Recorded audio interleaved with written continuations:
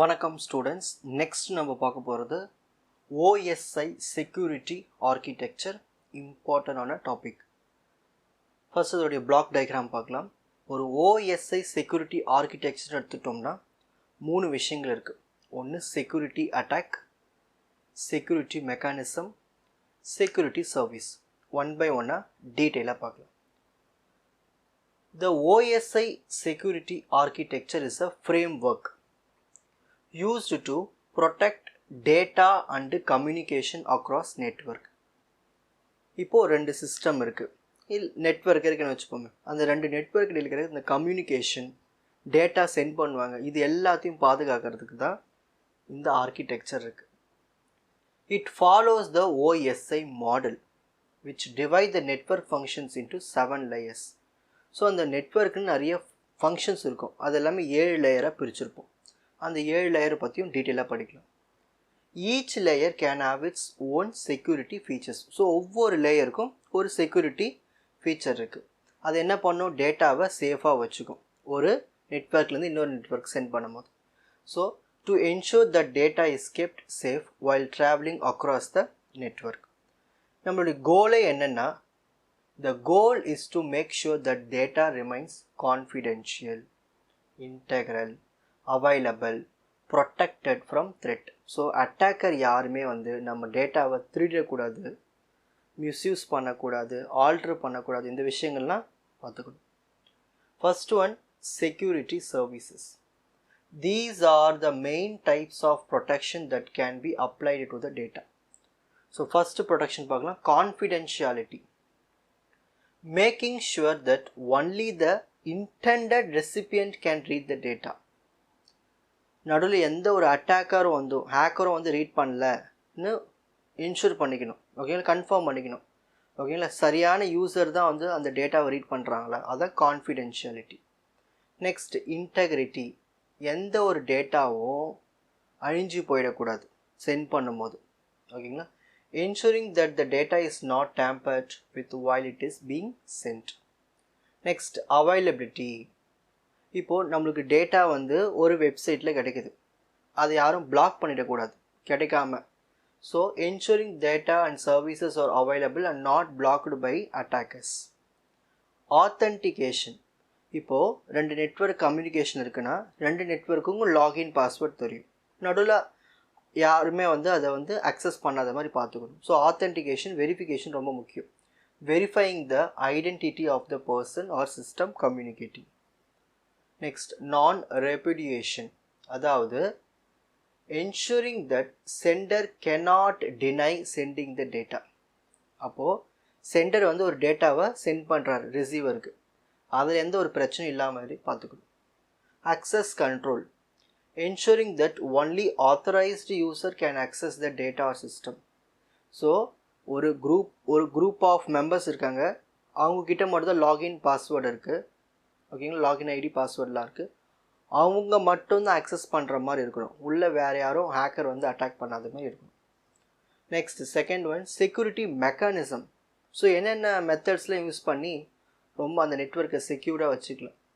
These are the tools or methods used to implement the security services. So first one, encryption. Making data unreadable to unauthorized people. For example, இப்போ system attack ஆகிடுச்சு, உள்ளே hacker வந்துட்டார், இப்போ இன்ஃபர்மேஷனை படிக்க போகிறார், ஆனால் அவருக்கு புரியக்கூடாது. ஸோ அந்த மாதிரி என்கிரிப்ஷன் பண்ணியிருக்கணும். Firewall. Protecting a network from unauthorized access by controlling incoming and outgoing traffic. So ஒரு டைம் டேட்டாவை டவுன்லோட் பண்ணுறதுல டிராஃபிக் இருக்கும், அப்லோட் பண்ணுறதுல டிராஃபிக் இருக்கும்.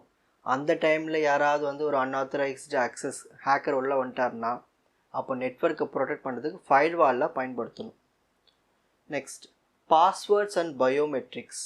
ஸோ நம்ம ஒரு டேட்டாவை அக்சஸ் பண்ணுறதுக்கு பாஸ்வேர்டு கொடுக்கலாம், இல்லை பயோமெட்ரிக் மூலயமா அக்சஸ் வெரிஃபிகேஷன் பண்ணிக்கலாம். Verify identity before granting access. Digital signature. Ensuring that a message or document has not been altered and verified.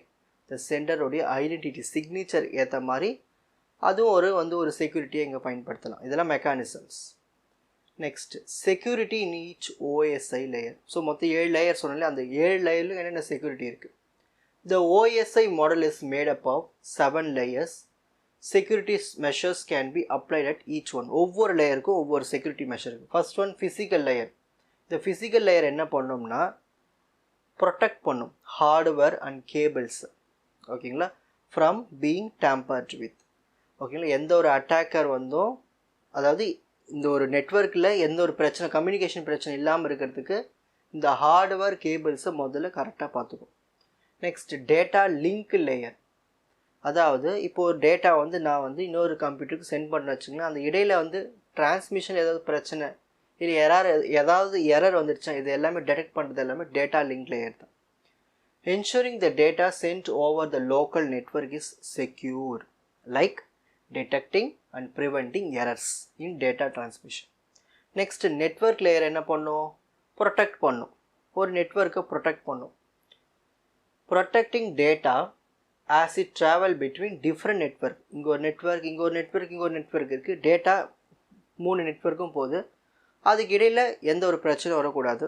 So அதுக்கு தான் நம்ம நெட்வொர்க் லேயர் பயன்படுத்தும். இதுதான் வந்து ஃபயர்வால்லாம் இங்கே தான் யூஸ் பண்ணும்.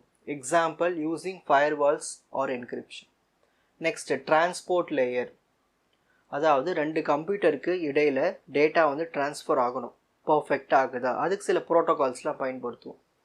Making sure data travelling between 2 computer is secure and private using SSL TLS encryption for web traffic. So இந்தமாரி ப்ரோட்டோகால்ஸ்லாம் பயன்படுத்தலாம் encryption. Next, session layer. Managing secure communication sessions between computers. 2 கம்ப்யூட்டர்ஸ்க்கு இடையில் இருக்கிற அந்த கம்யூனிகேஷன் செஷன் ஒரு குறிப்பிட்ட டைமுக்கு தான் இருக்கணும்னு டைம் இருக்கும். ஸோ அதுக்கேற்ற மாதிரி இங்கே இந்த மேனேஜர்ஸில் நடக்கும். ஓகேங்களா, வேலைகள் செஷன் மேனேஜ்மெண்ட் இதில் மோஸ்ட்லி நடக்கும். Next presentation layer. Ensuring that data is formatted securely, like encrypting it before sending. ஓகேங்களா, ஸோ ஒரு டேட்டாவை அப்படியே சென்ட் பண்ணாமல் அதை என்கிரிப்ஷன் பண்ணி அதில் ஏதாவது உள்ள வந்து அட்டாக்கர் வந்து ரீட் பண்ணாத அளவுக்கு மெசேஜை நம்ம சென்ட் பண்ணணும். அதான் presentation layer. Next application layer. Protecting applications and data they handle like securing emails or online transactions. So நம்ம இமெயில் அனுப்புகிறோம், ஆன்லைன் டிரான்சாக்ஷன் சென்ட் பண்ணுறோம், அதை யாரும் அட்டாக் பண்ணாத மாதிரி பார்த்துக்கிறது தான் இந்த லேயர், அப்ளிகேஷன் லேயர். ஓகேங்களா, இப்போது ஸ்க்ரீன்ஷாட் டைம்.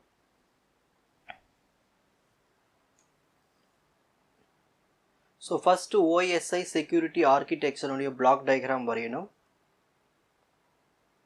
அதனுடைய எதுக்கு OSI செக்யூரிட்டி ஆர்கிடெக்சர் யூஸ் பண்ணுறோம், இது என்னெல்லாம் ஃபாலோ பண்ணுது, இதில் எத்தனை லேயர்ஸ் இருக்குது, நம்மளுடைய கோல் என்ன, ஃபஸ்ட்டு செக்யூரிட்டி சர்வீசஸ்னால் என்ன, அதில் என்னென்ன ப்ரொடெக்ஷன்லாம் இருக்குது, டோட்டலாக 6 ப்ரொடெக்ஷன்ஸ் இருக்குது.